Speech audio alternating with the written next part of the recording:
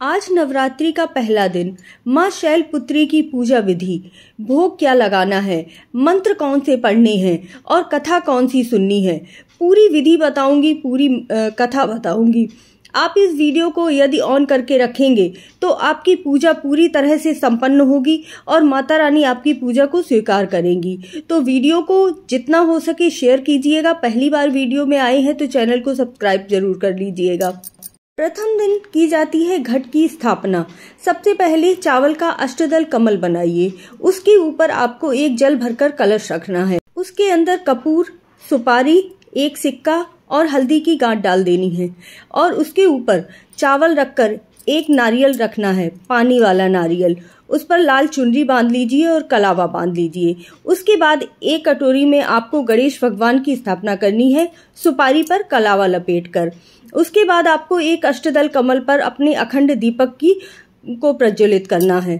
घट स्थापना के बाद माँ दुर्गा के प्रथम स्वरूप शैलपुत्री का पूजन अर्चन करना है।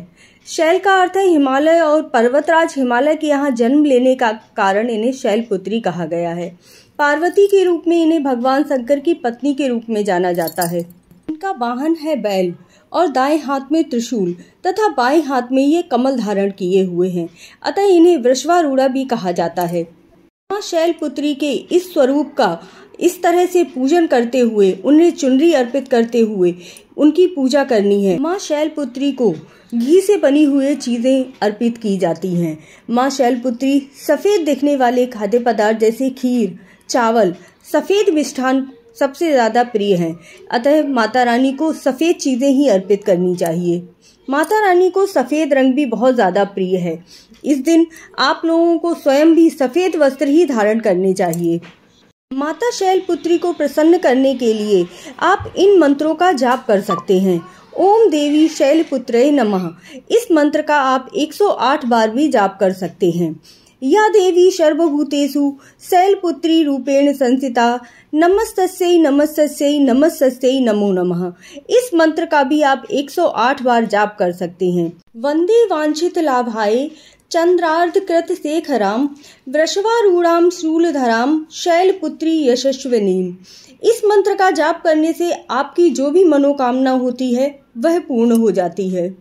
इस मंत्र का अर्थ है, मैं मनोवांछित लाभ के लिए अपने मस्तक पर अर्धचंद्र धारण करने वाली, वृष पर सवार रहने वाली, शूल धारिणी और यशस्विनी माँ शैलपुत्री की वंदना करता हूँ।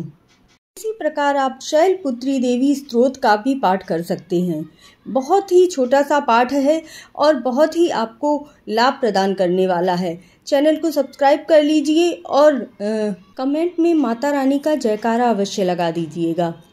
प्रथम दुर्गा त्वहि भवसागर तारिणी, धन ऐश्वर्य दायिनी शैलपुत्री प्रणमाभ्यम, त्रिलोचनिनी त्वहि परमानंदम प्रदीयमान, सौभाग्य आरोग्य दायिनी शैलपुत्री प्रणमाभ्यहम, चराचरेश्वरी त्वहि महामोह विनाशिनीम, मुक्तिम भुक्तिम दायिनीम शैलपुत्री प्रणमाभ्ययम।